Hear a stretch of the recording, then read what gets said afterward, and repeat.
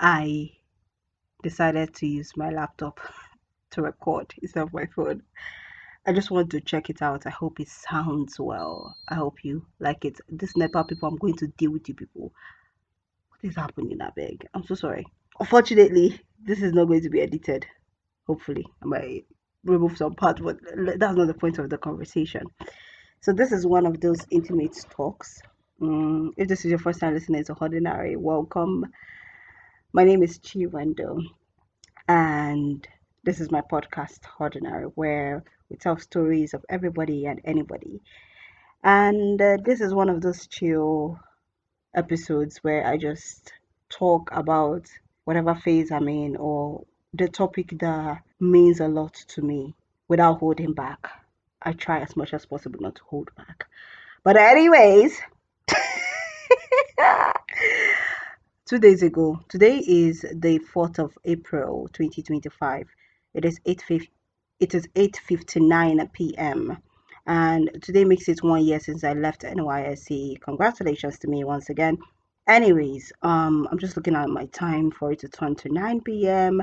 Oh God, only God knows how many seconds it is to 9 p.m. But can you just turn? I'm just like fixated on the time. Like, can you turn to 9:00? Okay, he refuses to turn. But anyways, one of the topics that have been on my yes, it has turned to 9:00 p.m.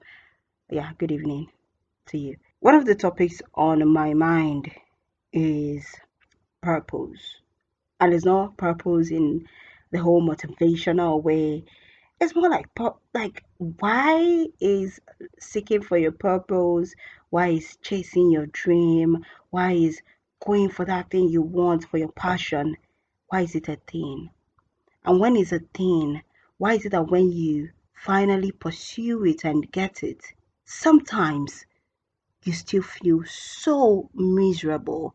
Sometimes you still feel depressed.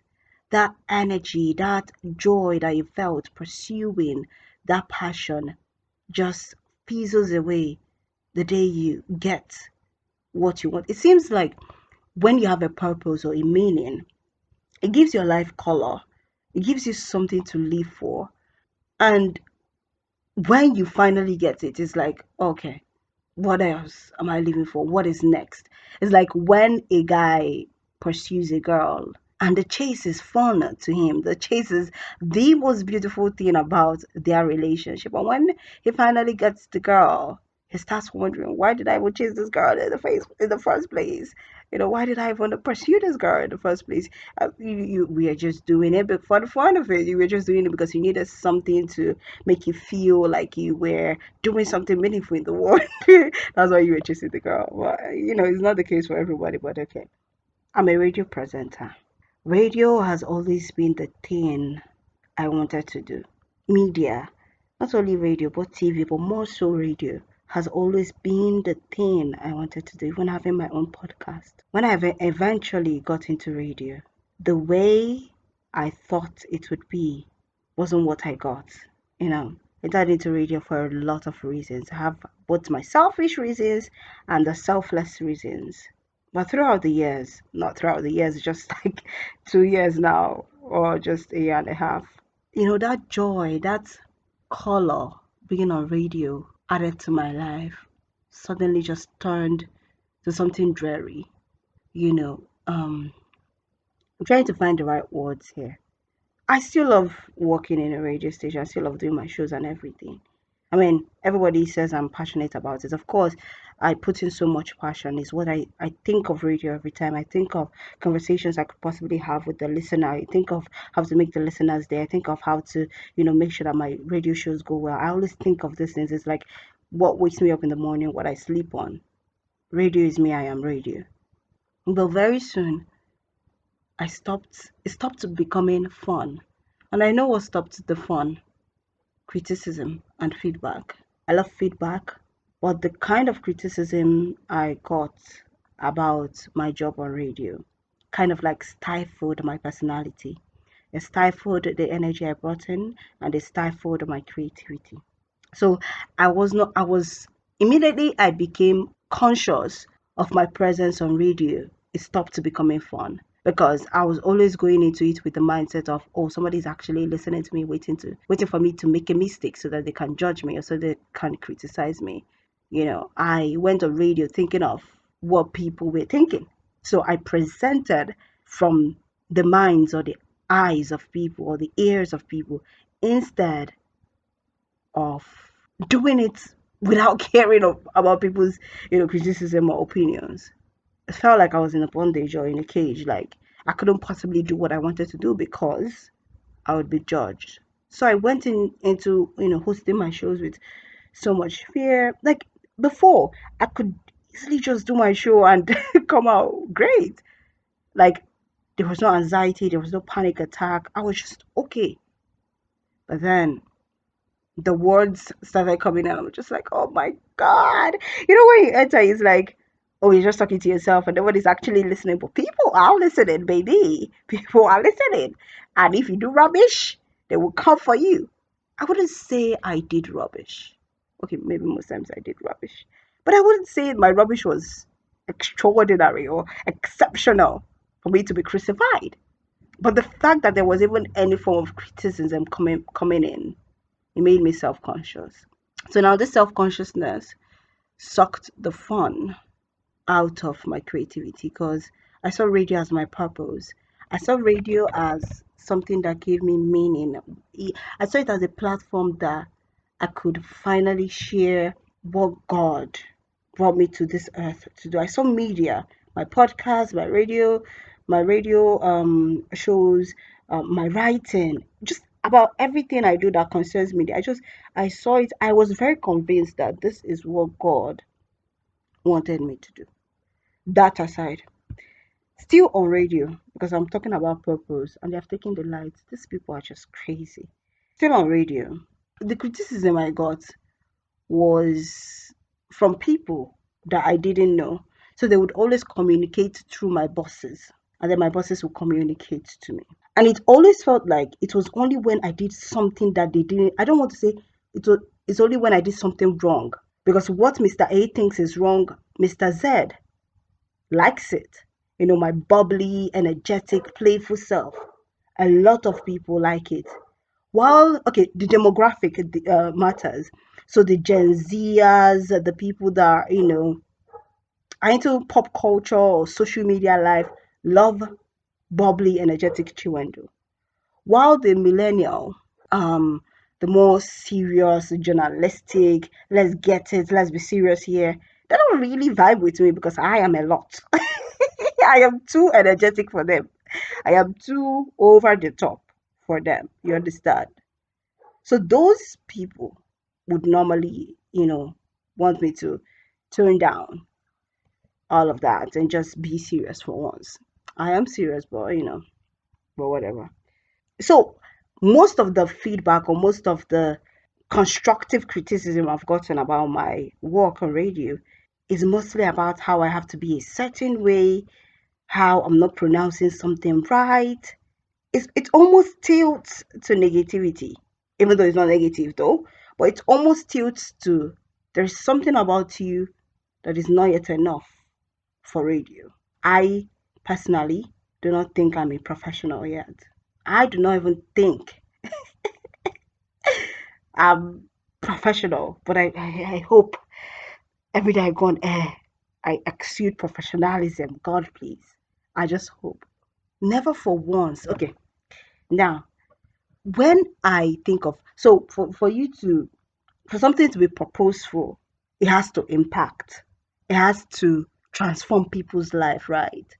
Let's come to the great criticisms I've gotten on radio. The most popular ones are golden voice. You have a great voice. I love your programs. Great presentations. You're authentic. You're honest. Applauses, accolades, accolades. I love it. But personally, my personality, those accolades are so vague. Those compliments are so vague. Like I'm the kind of person that when you're complimenting, I need you to be detailed. Like I want it to be so deep. I don't roll with superficial compliments like, oh, you're beautiful, oh, you're smart. when somebody tells me I'm intelligent, I'm like, I roll my eyes, I'm like, okay, that is basic knowledge. Say something else. He's like, okay, why? That is like very obvious. It's very, very obvious that I am intelligent.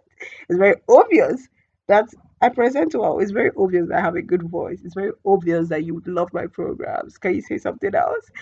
So I've never really, because I got into radio. Why I got into One of the reasons why I got into radio was because, you know, radio presenters, radio made my day, and I wanted to make another person's day. And that's why I wanted to get into radio, to make another person's day, to recommend things for people, to introduce people into a world that I am living in, and I'm observing things, and I want them to observe the same things I'm observing. You understand? Like, to share perspectives, to let's live life together and see the world through each other's lens, something like that.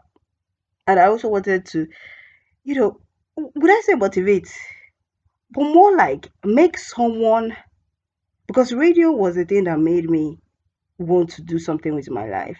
And I hoped to do that for someone. Like, you drag someone from the pit of depression, drag someone from the pit of loneliness, and make them want to live again. I feel like that is my greatest purpose, to create a sense of relatability, to make everybody feel like we are cosmically connected in the world. And I pray to God that I hope that every day I do that. Now, I say second guessing myself because never for once, since I'm in August, we'll make it 2 years since I started going on air. Never for once have I ever heard any compliments that tilt towards my purpose or what I think is impactful. And that compliment is, Chiwendo, thank you for transforming my life. Thank you for saying what you said the other day. It made me want to stand up from my bed and do something. Thank you for playing XYZ song. It made me feel better. Never for once have I ever heard that compliment. It's always the basic, superficial ones.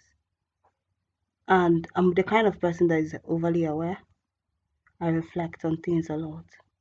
I was like, God, do you know how many times I've asked God, God, I know that I was very convinced of this media thing, but are you sure it is my purpose? Like, are you sure it is the thing I'm meant to be doing? Because how come? My boss will always say that the media is a thankless job. Like, you just be doing it and it seems like you're doing nothing because nobody's telling you about what you're doing. And I'm so at that phase. I am so at that phase. A lot of times I just want to give up because it's like, I know people are listening, but is it even meaningful? Do they even look forward to this show? Does it even, what I have to say, does it even matter? Like, it matters to me. I enjoy the songs I play, and I hope it would resonate with you. The reason why I am sharing the story is for somebody to run with it. The reason why I'm saying this word is for somebody to run with it. And I don't want to curse. How am I going to know that what I'm doing is meaningful?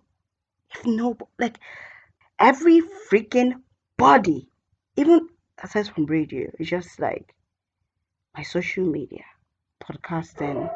Oh, podcasting was before, now it's no more. Now before, like, I'm sorry about the dog barking. I don't know why it's barking, but okay. Oh, Jesus, shut up. God. I know that before people will listen to my podcast and come back with like a very deep compliment about how this thing resonated with them. And it pushed me. It was like a propeller, a propellant. It was the thing that made me going. It was the thing that kept me going because I knew that I wasn't just talking to myself. There was somebody this word was resonating with. So I was asking God. I was talking to myself. I was like, is this my purpose if I can't hear or see how it's changing people's life?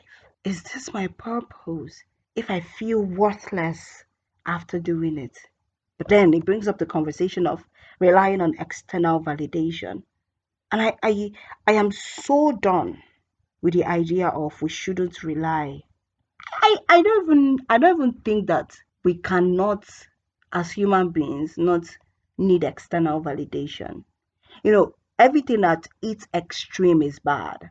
I think I've come to the place of just creating or just doing my thing without wondering about like who likes it or not.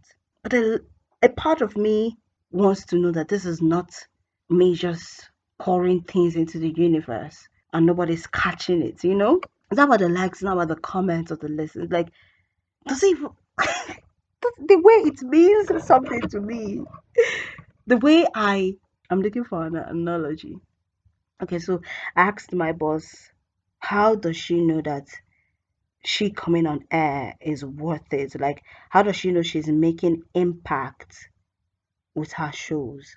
And she said she would meet people and they would say things like, "Oh, because of you, I didn't go ahead with the divorce." And I was like, Jesus, that's the most powerful validation you could ever give anybody. That's the most. She said that because of those things she used to hear. That's why she hasn't left radio.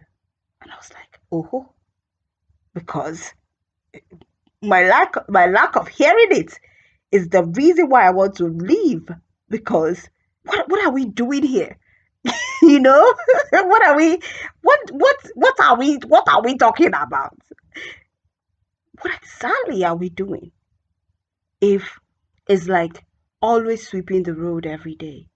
You love sweeping the road, but it would be nice to have someone come up to you and say, "You sweep the road so well, and I look forward to seeing this road clean every morning because of you." And because you want to see make that person happy, it pushes you to continue to serve. I see my job as serving because it's to entertain, to make people feel good, to make people laugh, to make people think. Have I successfully done that? And they have brought the light back again. These people, ha, Nepa. Have I successfully done that? Make someone's day, made someone laugh, made someone think, made someone go and do something great. I have this show called The Victorious Woman, where I basically bring women to share their stories. And it's like nobody. I'm like, that is the most serious show I have on radio. And I bring all these women who are doing big, big things in our society. And it's not nobody's listening to it. Is it? Just help me understand. This resonates all around. You might be the kind of person that has, like, you're very convinced that this is what you're meant to be doing, but you're so uncertain about whether you're even making an impact or you're doing something meaningful with it. And every time I always used to think that maybe God is trying to teach me a lesson. But I'm like, God, I'm so done with that lesson you're trying to teach me because what? I think God is trying to teach me to love myself and love the job that I do. And of course I'm learning. I'm learning to love myself. I love my job more. I love my creativity. I believe that God would always provide me with resources to create better. I know. At this point I'm just like, God, could there just be some form of recognition? Could you actually just show me that this thing that I'm doing, that me waking up at 4 in the morning, it's not just it's not just for waking up sake. There is someone. I know there is someone listening, but could I hear and see and read that there is actually someone that needs it anyways? Is your purpose important if you can see? Is your purpose it if you can see the impact or how it is transforming people's lives? Is your purpose purposeful enough if there is no fame, there is no money coming in, there is no recognition, there is nothing? It's just you and your purpose, you grinding, you doing what your soul wants. Is it still your purpose if it's like that? Could you possibly be miserable or frustrated with your purpose if it was your purpose. Because the popular narrative is that purpose makes your heart sing, you know, you could never be angry, you could never be frustrated with it. If at some point you feel frustrated with it, it's like, is it even your purpose? Are you sure you're not just doing it because of it? Because a lot of times I've actually told God, like, I'm going to quit. Just, you know how Gideon in the book of Judges tested God and said, if you are sure this is what I'm meant to do, make sure that's also, the last 2 days I gave God a condition. God, if radio or if being in, if what I'm doing right now is what I'm meant to be doing, show me a sign. And he did show me a sign. He did. And that's why I know he's still trying to teach me a lesson. But I'm just thinking, like, I'm tired, and it's just one of those phases of wanting to know you're doing something tangible. And it's not, I just don't want to hear it from my work colleagues or my friends. I want to hear it from a real person. That is very, very obvious that my presence of on radio has made their life better. If I could meet the radio presenters, I've told some of them, Sha, that the reason why I went on radio was because of you. The reason why I went through the hard times was because of you. And just thinking on these things made me realize that most times people will not give you the compliments you deserve because they think you know, because they think that every other person is telling you. And this is where I would quote Chimamanda Ngozi Adichie: never admire quietly. If something impacted you, if something transformed your life, if something moved you from point A to B, never shut up about that thing. You might not be loud about it, but let the person who caused that movement know. And guess what? Not every freaking body has somebody that is complimenting them or telling them about the good works they are doing. No, not everybody. So most times you think that, oh, she knows. Sometimes she doesn't know. The person doesn't know. Never admire quietly. And if you are in that phase of you are doing something that you have always thought was your purpose, or something that you knew that should impact people, but you're not receiving the the results of the impact, quote and off quote. I hope you find peace in the work that you do rather than the results. Because what I'm trying to do now is to focus more on my work and the journey, to focus on making sure that every time I go on air, I have something substantial, I come with the right energy, I come with like, let my intention be just make that person's day, come with the right news, come with the right information, and just do my job. And hopefully with time, there will be a bank filled with people that their lives were transformed just because of my presence, that their life was made better just because of my presence. Is being in the media my purpose? Yeah. Do I get frustrated with it sometimes? A lot of the times, yes. Am I choosing to do better now? Yes. Is it a thing that would make me happier? Maybe not. Once I've achieved purpose, who do I become? Still Chiwendo. And Chiwendo is going to go and do other things that would make our soul sing.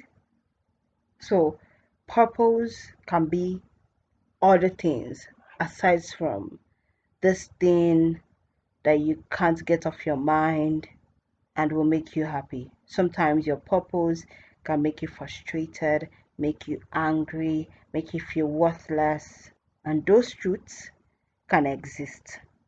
I just want you to get to a place of experiencing the world through a lot of things rather than just what your purpose has told you to be, if that makes sense.